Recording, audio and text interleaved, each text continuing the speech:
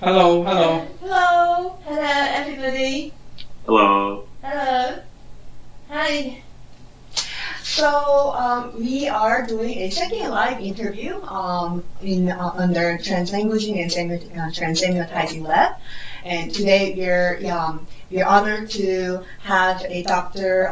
Carlos Soto for his new book, and we are actually doing a two city live interview. Yes, 2 city live interviews. So my name is Bong Gi-son. I'm a postdoctoral fellow, and My name is Xinhua, and I'm a PhD student here at Simon Fraser University. And my name is Angel Lin. I'm a professor here at Simon Fraser University. And we also have two new another speakers. So Dr. Soto and CD. Hi, I'm Dr. Soto. I'm currently a lecturer in the Faculty of Education here in Hong Kong, University of Hong Kong. Yeah, and we want to introduce Phoebe. Yeah. Phoebe, can you say something?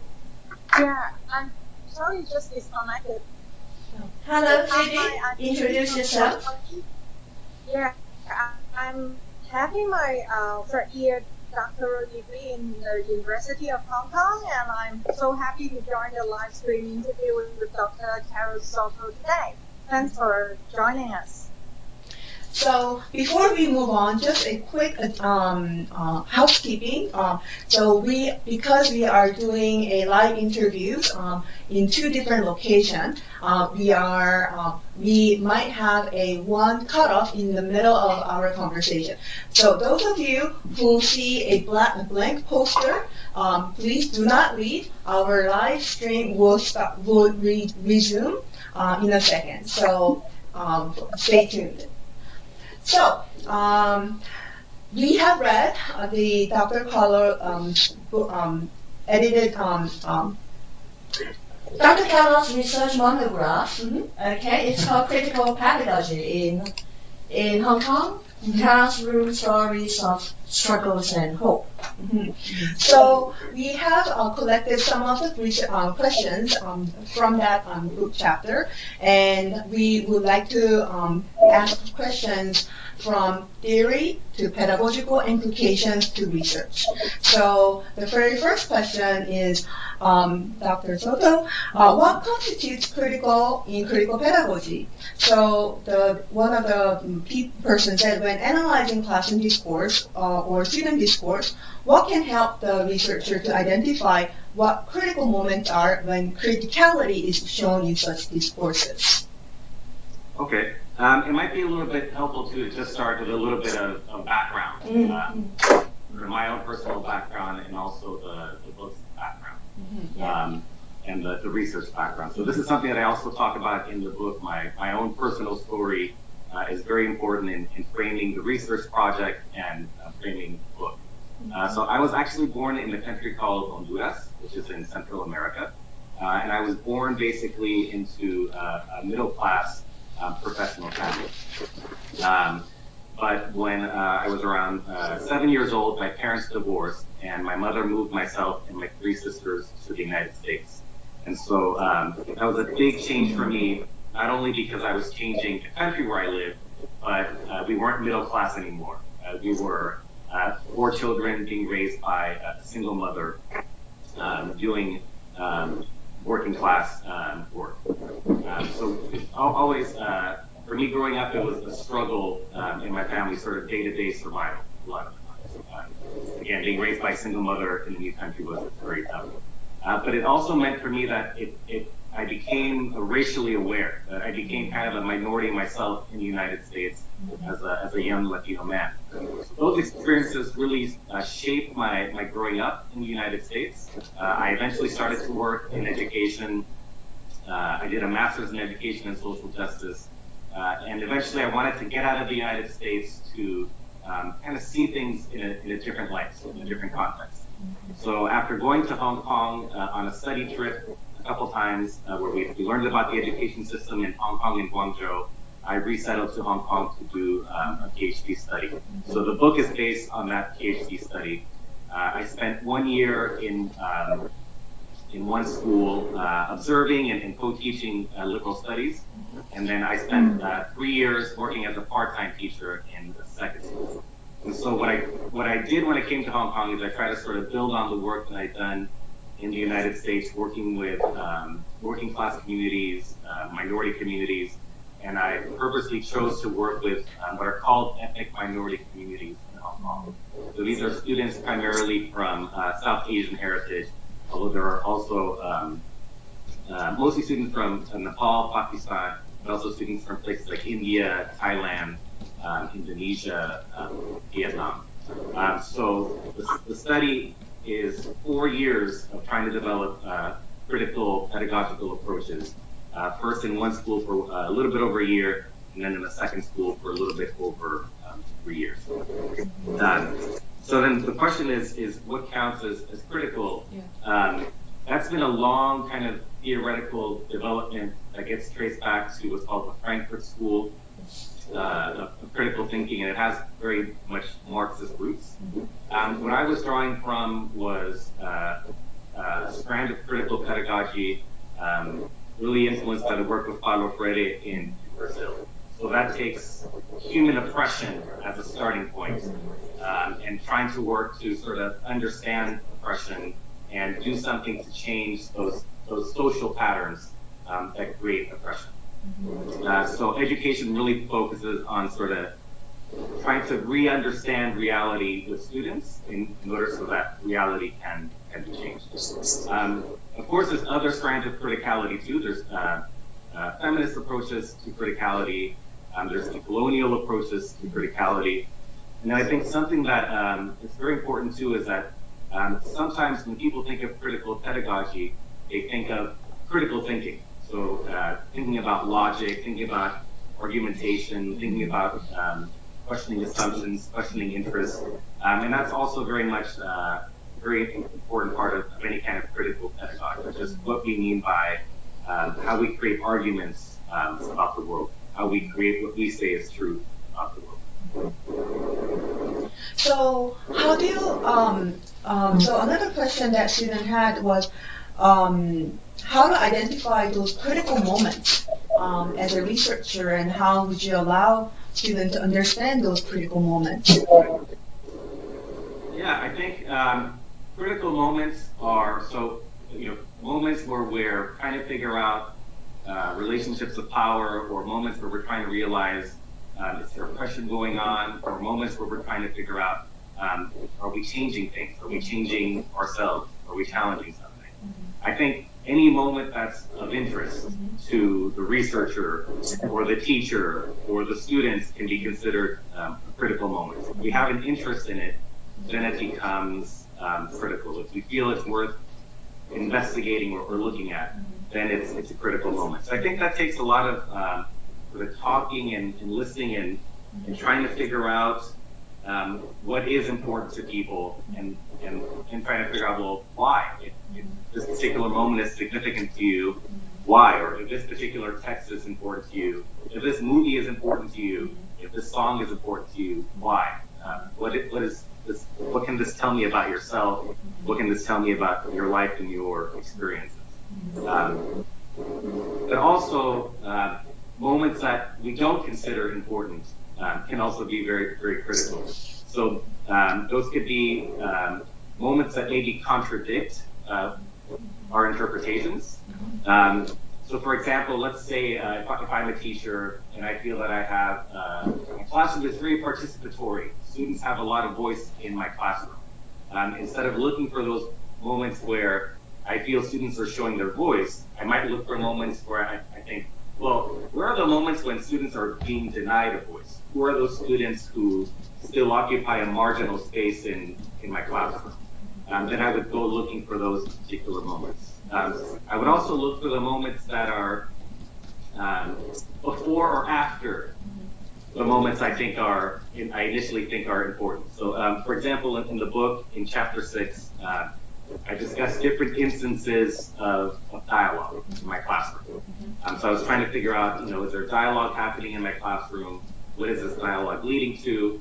And I focused analysis on one particular lesson in my classroom. Now, recently, I decided to go back and look at that lesson for another paper. And what I actually did was I decided, well, let me look at the moments before that lesson, when I was just doing sort of housekeeping duties with my classroom, talking to students about what they needed to do, what happened before. And I found that those moments before the actual lesson told me a lot about what was going on in my classroom, and also helped me understand some of the ways in which I was being problematic with my students, in which I was sometimes modeling kind of authoritarianism, ways in which I was kind of scripting the ways that they would take on dialogue afterwards. And so it took me years later going back to look at what I thought was an unimportant moment years before, and re-examining that. So what are critical moments? Well, things that interest any of us, moments that contradict what we believe, or moments that we might have found kind of not important before. I think those are at least three places where we could look. If you could give one brief example of those critical moments, it would be wonderful. I mean, you have given a lot of examples already, but just one brief example of a very memorable critical moment. Yeah, I think so. The example that I talk about in chapter 6 of the book, when I'm thinking of dialogue, is it's a planned classroom activity. So it's an activity in which we have been studying issues around World War II and the Holocaust. And one of my colleagues at the school had set up for a Holocaust survivor to come speak to our students.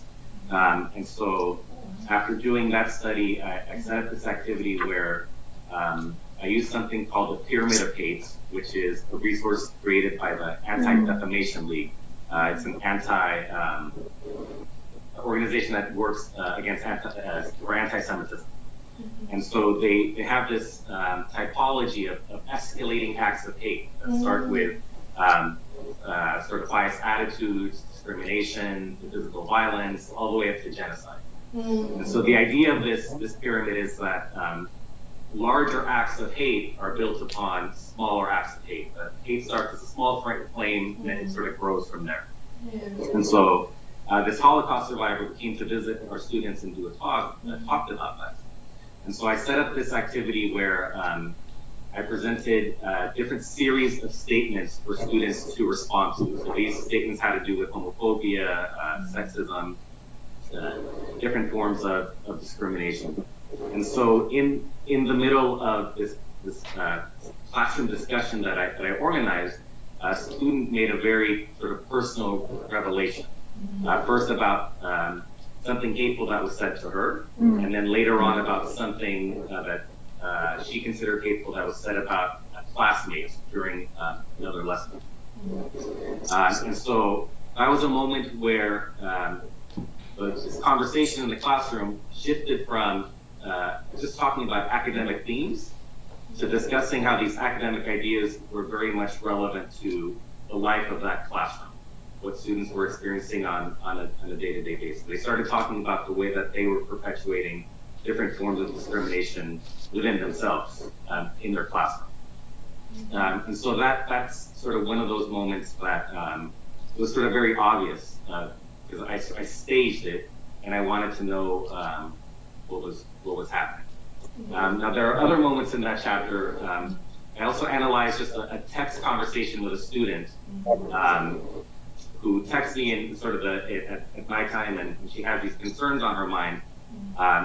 And in that conversation, after analyzing it, I figured out that I was also showing some discriminatory attitudes, that I wasn't modeling certain ways of collaborating with people who were of different ethnicities. Now, my initial interest was just in the way that dialogue took place in these online spaces. That dialogue sort of took place, the way that we talked about how we would understand and change reality took place in these everyday conversations between teachers and students. That was my initial interest, but then again, that interest helped me uncover also my own biased attitudes and the ways in which I was not always modeling dialogical relations with students. sometimes I was modeling bias and misunderstanding. Okay, thank you, Karen. Okay, Steve, you may continue first. Phoebe, are you going to Okay, answer the so question? actually you mentioned a lot. Okay, so thank you for your nice sharing about the critical moments. One of my friends asked about in critical discourse analysis, actually, you want to also create critical deconstruction and also the critical construction. So it's inside the classroom, you have shared a lot of good examples how teachers and students can co-create some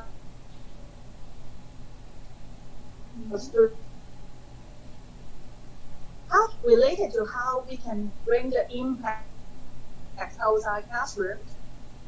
Okay, Phoebe, can you ask the question again? You were cutting out, the audio cut out on my end. Oh, okay, sorry.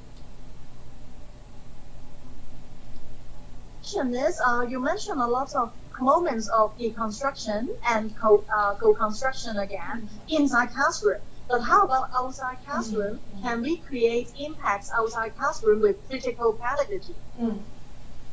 Yeah, that's one of the things that I do talk about in the book, that the work that I did, particularly in the second school, where I was for a little over 3 years, a lot of what we were doing with students inside the classroom was network to activities outside of the classroom. So that meant interacting with NGOs, different community activists, using as many of the resources that we could outside of Hong Kong, so that students could share sort of what they were thinking with the outside world, but also sort of learn from other people's experiences.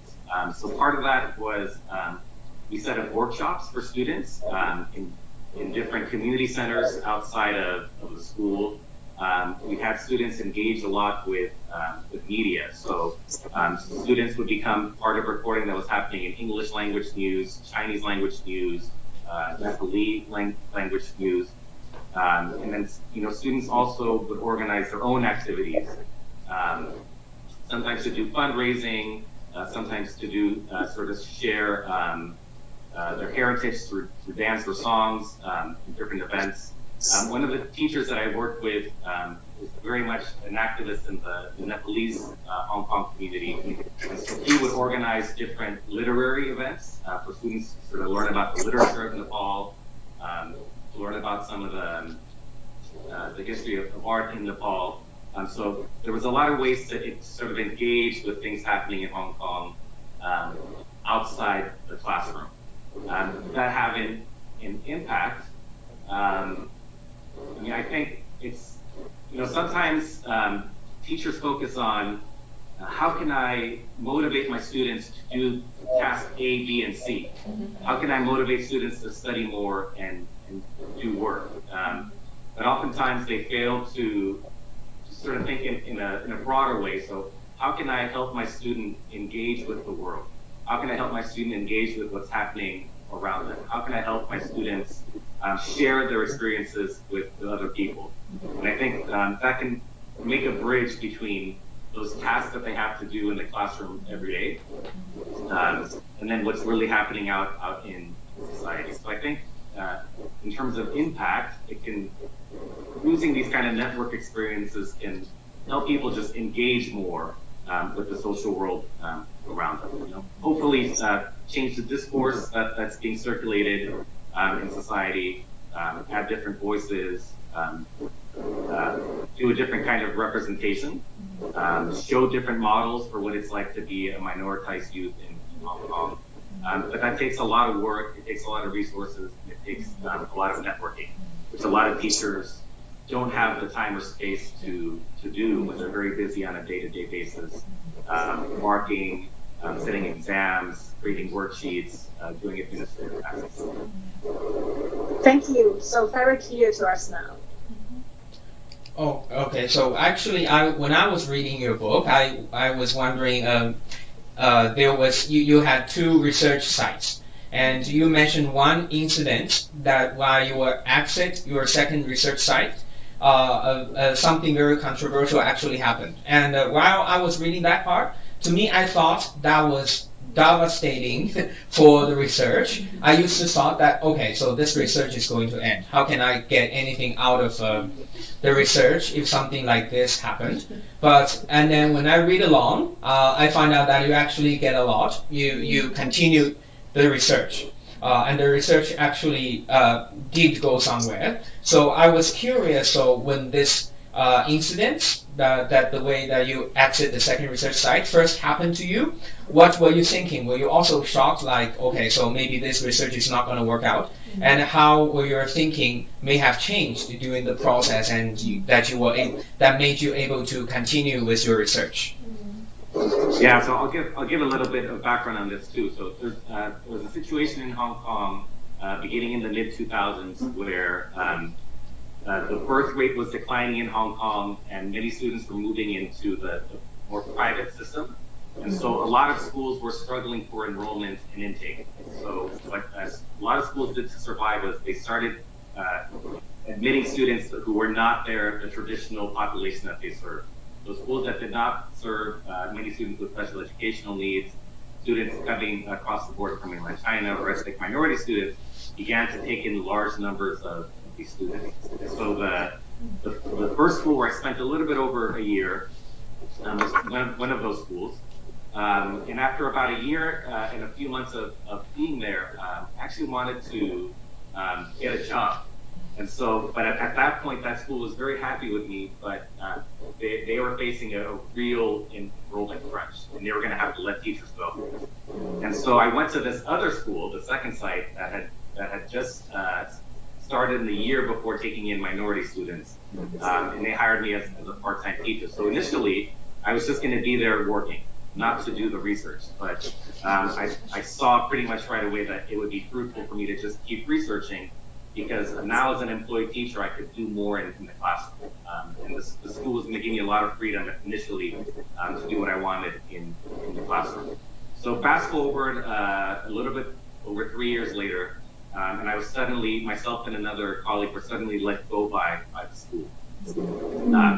And so I had formed very close relationships with the students, families, with some of my colleagues there, and it was like a shock to suddenly be dismissed from my job. So initially I wasn't thinking about the research. I was thinking about my personal relationships that I built, and experiencing a sudden loss of those relationships.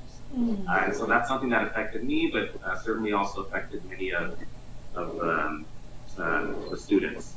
Now afterwards, go forward a few months, it's almost like it's something that had to happen in a way, because if it hadn't happened, I wouldn't have sat down to really do my writing on the research. I would have stayed in the mindset of a teacher, and I would have prioritized my teaching in the classroom with the students every single day.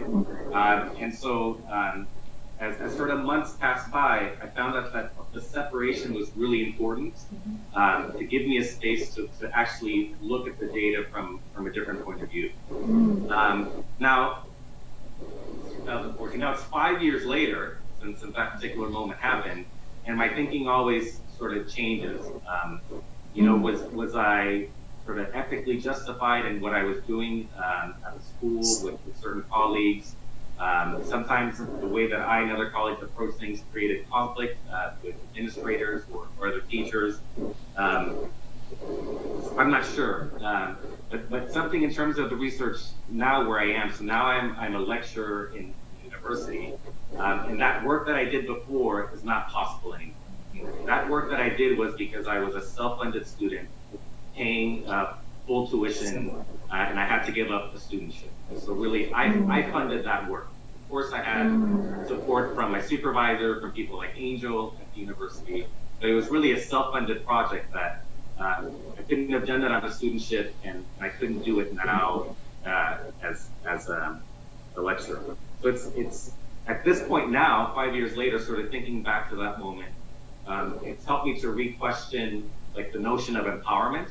Can we really empower anybody with critical research or not?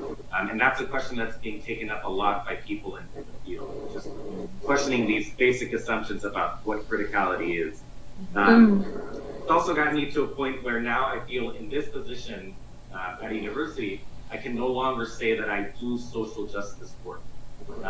The limitations of a university don't actually allow for that. I think universities, at least where I am now, oftentimes are a barrier to doing this kind of work. So I don't identify at this moment as somebody who does social justice work.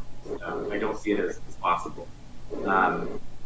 But then also in terms of sort of research positioning and stance, as I look back years later, it helps me sort of to go back and question my own very kind of Western liberal assumptions about society and about education and about research.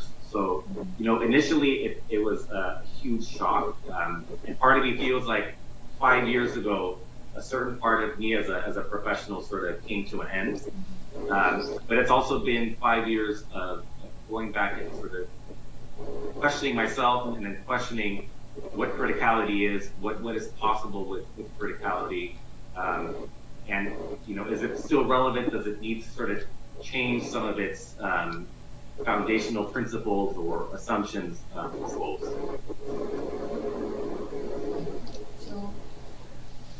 There is a question from one of the online participants, from Emily. So here I read it. Hello, Carlos. Could you please elaborate a bit on how you address the issue of positionality? That is the relationship between you as researcher, teacher, and your students as participants. Yeah, I think that's something that during the process of doing the research and then writing it up and then publishing as a book, sort of it's always shifting a little bit. So initially going into the project, the sort of position is that as a researcher, I'm somebody who's not doing research on students or a community. I'm not trying to do the research for them. To whatever extent that I could, I was trying to do research with students, with teachers, in some cases with families together. So I try to really base it on the needs that I saw sort of on the ground, the needs that were being expressed to them, and I try to respond to that as much as I could. So sometimes my assumptions about what needed to be done in the classroom as a researcher or teacher would change. So I assumed that, the students need to do this, but the reality that I confronted would tell me something else. I also took, because I was using a critical ethnographic approach, I started with sort of this, I granted myself permission, not just to observe what was happening, not just to, record what was happening in a school, but also to take actions alongside different members to change what was happening. So if I noticed that there were certain, teaching practices that I felt were oppressive to students, then I would try to talk to some of the teachers about those. I would try to collaborate with the teachers, particularly at the first site. And then at the second site, of course, I moved on to developing my own curriculum. What happens, and it's something that I describe in the course of the book, is that I became sort of increasingly radical in my critical position. That I sort of became increasingly aligned with what I and some colleagues were identifying as the needs of the students and the best ways to approach those needs. But that also meant that as a teacher and a researcher, I was becoming more and more sort of personally involved with my students and my colleagues. These are people who became my friends. These are students that I developed a very close teacher-student relationship with. And so it meant that, particularly when we talk about that moment when I left, again, it created shock, not just for me, but also for a lot of the students and the colleagues. So I think, there are dangers to taking on that kind of positionality. There are dangers to saying that I'm going to become committed to a certain group of people, and I'm going to keep on increasing my commitment to them. it can lead to other conflicts with other groups of people who are not aligned with those same things. It can lead to putting the students in a vulnerable position if there are certain separations or discontinuities that happen. And then again now, sort of 5 years after this research ended, my positionality also shifts where I'm trying to look back on that time sort of critically again. So actually, like this particular book is not the end of me thinking about this period of time. So I do have another article coming out, and there's a second book with Dr. Pedagogy at UCL, who was a collaborator in some of this work. And we're looking at particularly the period of time after I left the school, and I continued to work with some of the students and teachers in projects outside of the school. And that particular book will give me more of a chance to sort of be more critical about myself than I was in this book. And I feel like that I am like fairly critical of myself. I feel like I do try to do a good job on reflecting on my positionality within these 4 years, but there's more room to do that, but that'll happen in a subsequent publications. Yeah, so everybody, thank you. And now it's time for us to take maybe 2 to 3 minutes break. So we'll get hook up on the Zoom again, and also you may take a few minutes to think about it, and maybe you can think up of additional questions. So we'll be right back in Just a few minutes. 1 to 2 minutes. Type in the questions, please. Type in questions.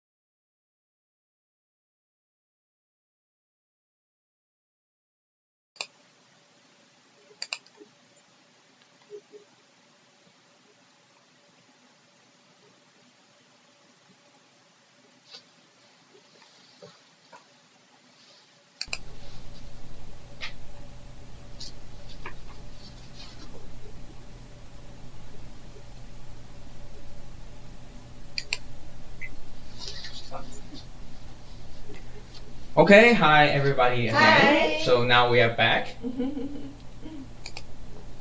So, PB, would you like to ask one questions from your side? Yeah.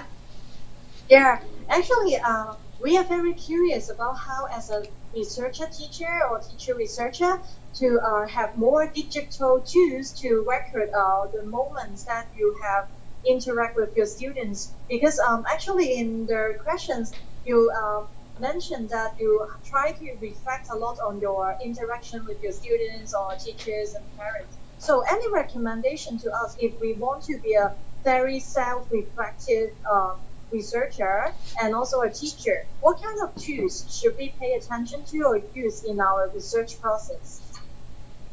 Yeah, I think that's a good question, and I think part of being critical teacher is really having the mind of a researcher too. I think that's very important. So the tools that are good for research are often good for teaching, and the tools that are good for teaching in a critical way are also very good for research. So some of the tools that I would recommend are actually the non-digital ones first. And so I think something that is very useful is letters. So in some cases, I wrote letters to myself. In some cases, I had students write letters to themselves that I would ask them to share with me. I would ask students oftentimes to write letters to me.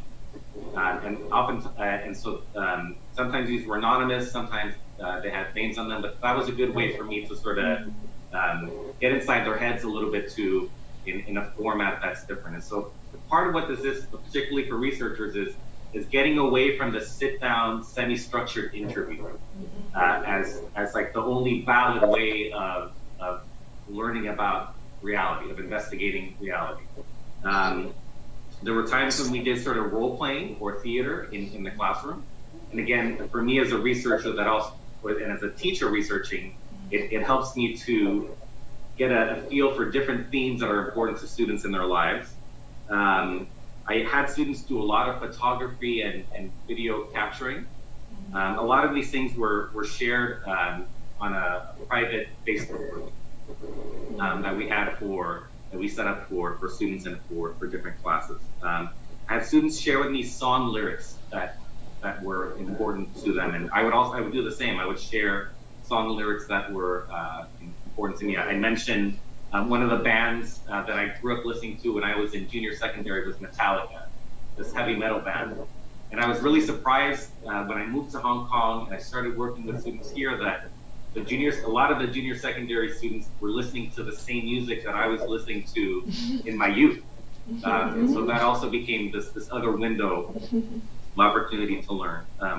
Viewing movies with people and discussing them is really important. I think also just in terms of just research too, it's very important to have reliable data backup because we're gathering videos, we're gathering photography, audio, we're scanning things. And I did go through a situation as a doctoral student where I was trying to finish up my dissertation. My backup drive failed, and I had to pay $4,000 Hong Kong dollars, so that's about 600 US, to recover my data. So I really learned that you need really reliable backup, and usually like 2 sites for backup. Also really important is a good camera, which I think it's a little bit easier these days. But back when I was doing this research, I had a cheaper mobile phone, and I was using that to take photographs. And then by the time when it came time to put together the book, those photographs were not high resolution enough to include in the book. And so that's kind of a shame that I wanted to include more images in the book, but really they were too low quality. So, really having good digital tools whose quality will hold up for a good decade, I think is also really important as a researcher, and even just as a teacher. Thank you. Thank you. Phoebe, I'll jump in. Carlos, with a follow-up question. Have you ever thought of this critique of critical pedagogy as something coming from the West? I know it's come from Brazil, but then it got mediated, got elevated through the U.S. Yeah, and then it's perceived as something from America, the U.S. And then when you came to Asia, to Hong Kong, East Asia, Hong Kong, there might be some teachers in Hong Kong or critics in Hong Kong saying, okay, here comes an American young fellow who's so keen on changing things, activist, and then like a bull in a China house, changing things in a traditional school or classroom. And then that can be seen as a kind of colonialism, cultural colonialism. Of course, I myself do not agree with that, but there could be that kind of critique, especially when Western educators, critical educators, always ask students to disclose themselves. Write me a letter about your autobiography. Tell me about what happened to you in childhood. What's your traumatic experience in childhood? But in some cultures, we don't want to tell people, especially our teacher in authority, about our personal lives. So this kind of teaching method, share with me your experiences, your personal history, might be resisted from a cultural perspective. What are your thoughts on this? Yeah, I mean, I think it's a valid critique, and it's a critique that I go back and forth on a lot, and I think it has gotten me now to a point of really questioning very basic Western liberal frameworks and foundations, and that's the point where I am now. So I mean, I think part of it really means sort of investing in the people around you and seeing how they react to those particular things. So at my first site, I was able to have those conversations with some of the teachers who were Hong Kong-born ethnic Chinese, because I was coming in sort of as an outsider, it also would help them to reflect on where they were coming from and what they were able to do with the students. At my first research site, the students taught that they felt their teachers did not disclose enough to them. So a lot of the students would say, the teachers won't even tell us about their family. They won't even tell us how old they are. And the students were looking for different forms of connection because Hong Kong is not a homogeneous society. And some of the students were coming from a cultural context where this kind of, there's certain forms of personal sharing that are very important. I mean, I learned from some of my students how important it was to dance with them. That's sort of a form of building familiarity and sort of solidarity.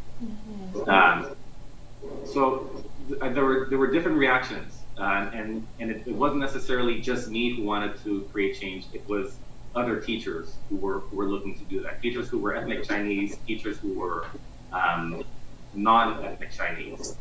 Part of it, what it took to is coming from the United States, a lot of the critical work that has been done there centers around race and what is the role of racism in students' lives. And when I came to Hong Kong, I found that I wasn't thinking about race, and my students weren't talking to me even about ethnicity. A lot of the issues that were being discussed in Hong Kong were about language.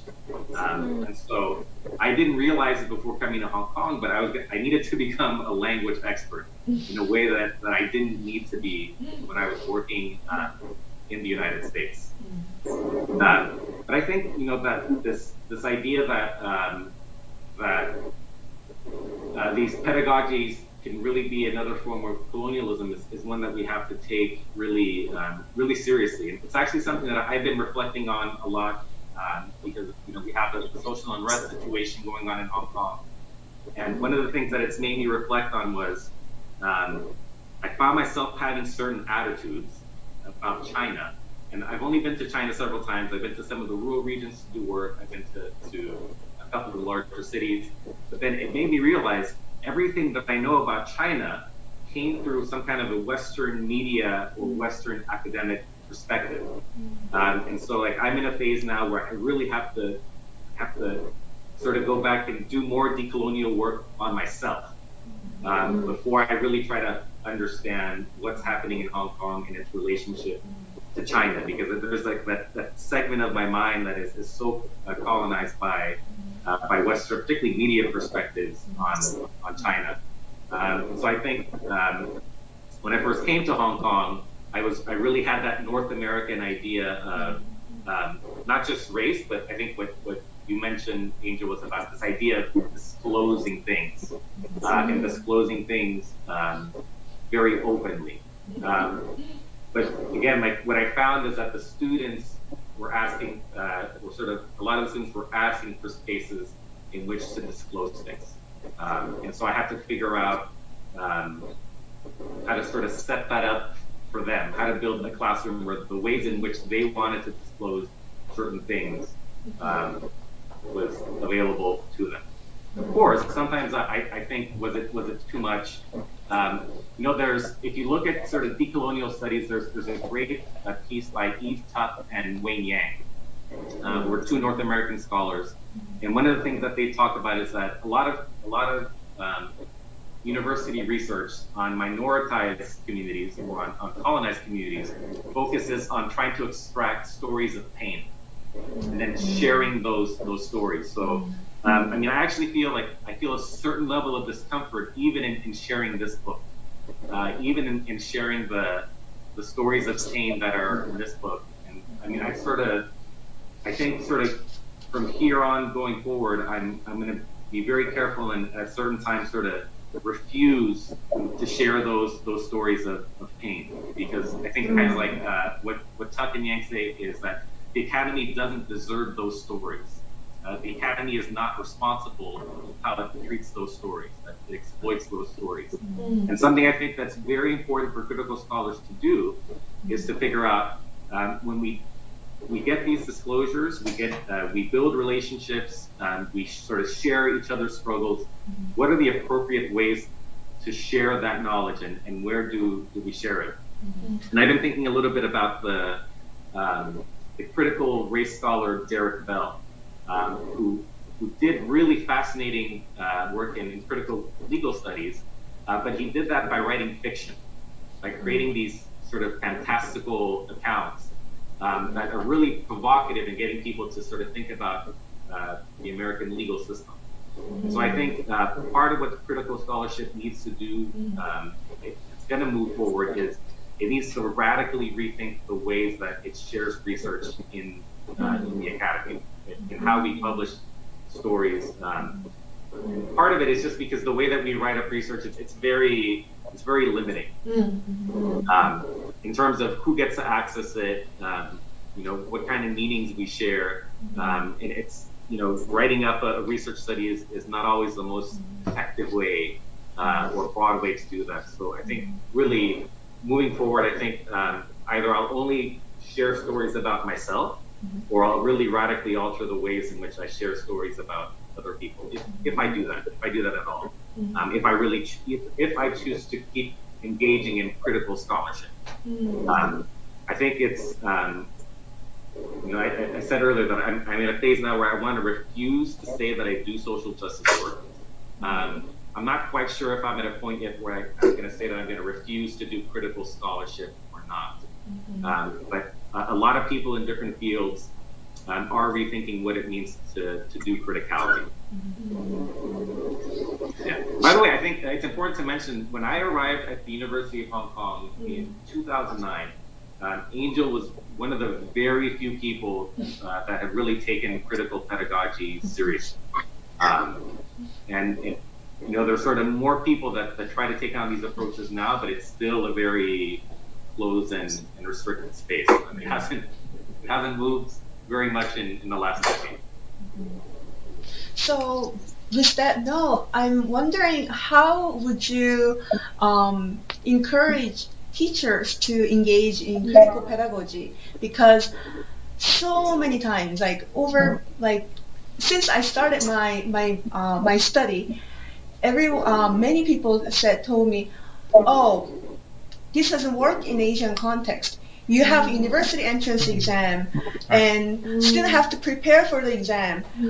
Those studies may work for certain people. It may work in the US, but not in Asian context. It doesn't work here. And I hear this often, so many times. But you did your research in Hong Kong. And so I'm curious to hear how did you persuade the school administrators?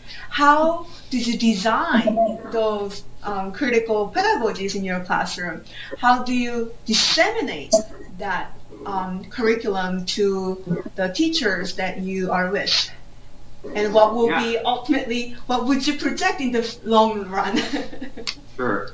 I mean, I think, when you really get down to it, critical teaching practices are about having a focus on love and compassion and understanding like struggle as a part of human life. And so there's no way to prescribe how to do that. And there are teachers all over the world, wherever you go, they may not be familiar with critical theory. They may not like the Marxist underpinnings of it, but they focus every day on who their students are, figuring out what kind of love those students need, figuring out how to show compassion to those students, and figuring out how to struggle together with them. So in a sense, critical approaches exist everywhere. Do people have this university theoretical background everywhere? No.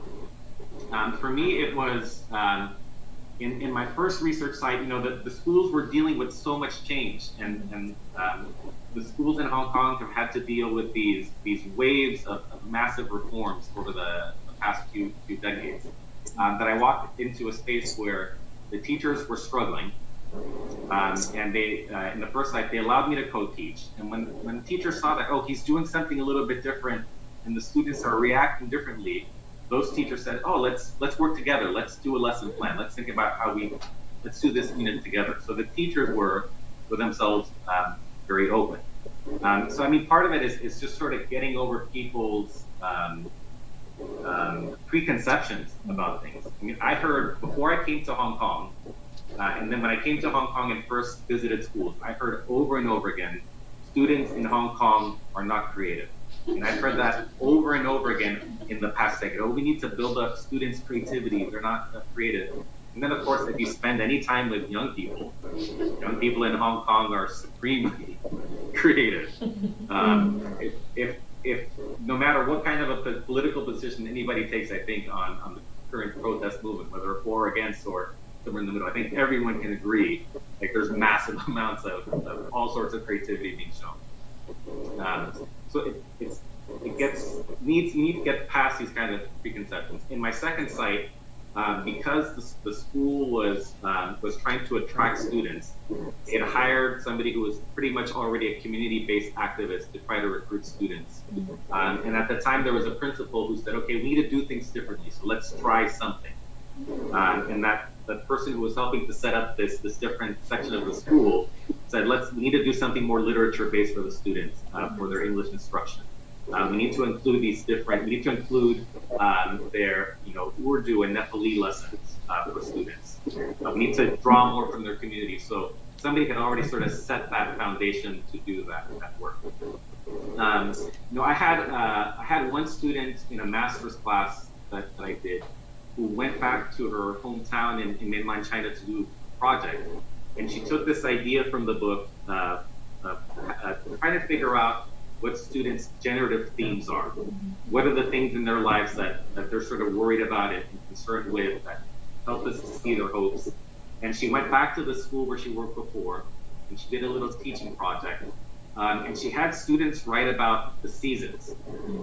And so, which was really interesting because when I visited rural schools in the Canton region before, students would actually talk about the seasons a lot because it had to do with how the environment around them changed, but also when their parents who would go off to work in the cities would come back.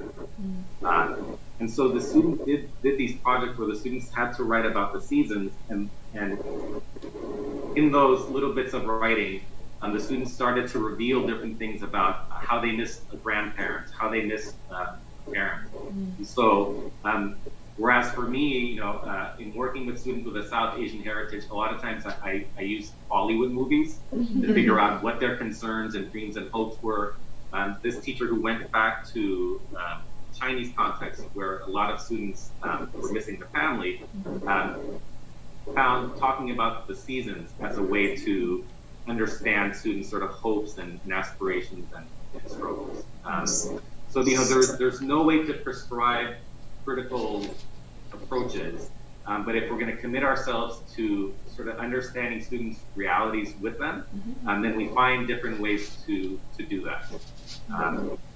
Yeah, I think that's my advice.